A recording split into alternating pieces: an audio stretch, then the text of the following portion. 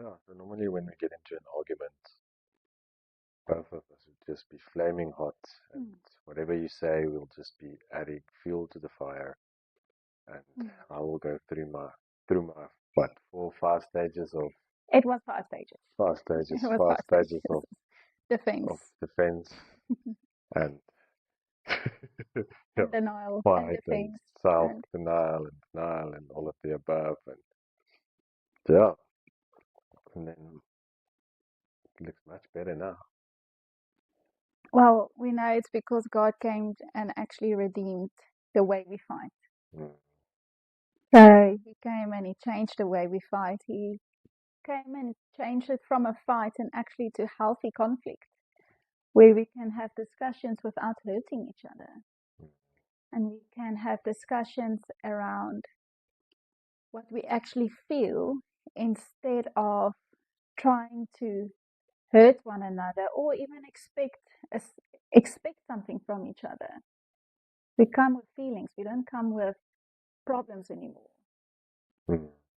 Yeah, and then it's actually a dual goal to work towards, not just each one fighting their own battle or Mm. defending themselves. Well, it's us against the problems. It's not we against each other. That's true. Which part of the conflict or emotional intimacy do you still struggle with?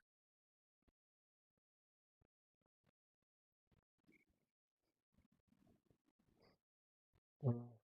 I think being called out still sometimes wants me to go back to my defense mode, but then I take a breather and I go for a run, speak to God, get the flesh under control to make sure I can hear the spirit better. Then most of the times, no, all the time when I do that, I can hear God clearly and know what He expects of me, how to react, and no longer just react out of flesh. And as my husband, you represent God and Jesus in many ways, and even being the authority above me. How do you think you expect husbands to react in conflict? Like, if you know what he expects of you, what does that look like? Well, firstly, I think it's not to belittle your wife and to make sure you stand up as father, priest, and father and priest of your house and the head of your house, but under God, as God is the husband's authority and Mm. the wife is under the husband. And yeah, it doesn't come out of a place of forceful governance, governance, Mm. governance. Mm. Yeah. Um, it's more out of a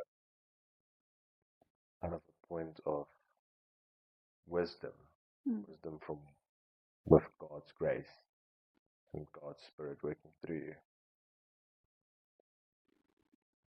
So, step one for couples who dread having conflict or dread going into a fight or just stopped fighting, what would you want to tell them? It's not necessarily good. You need to bring it to the light because if it stays in the darkness, that's where the things grow ugly. Mm. There's a reason Jesus is called the light. That's true. That is And it's different when we invite him into your fight instead of keeping him one side and the fight the other side. true. But if he's in the fight, it's different. Mm. Takes me back to Shadrach, Meshach, and Abednego. Mm. He's with us in the fire. Exactly, and this Doesn't- is why emotional intimacy and healthy conflict is the fire, Mm. Makes sense. because it can either burn you Mm. or kill the marriage. Or with Jesus, you can come out not even smelling of smoke. Yes. So the fire is dangerous. The fire is can do so much damage, but it is so necessary. Emotional intimacy is that place of feeling heard, especially in healthy conflict situations. So it's a process of kindling the fire to the right amount and not burning the tree. That's true.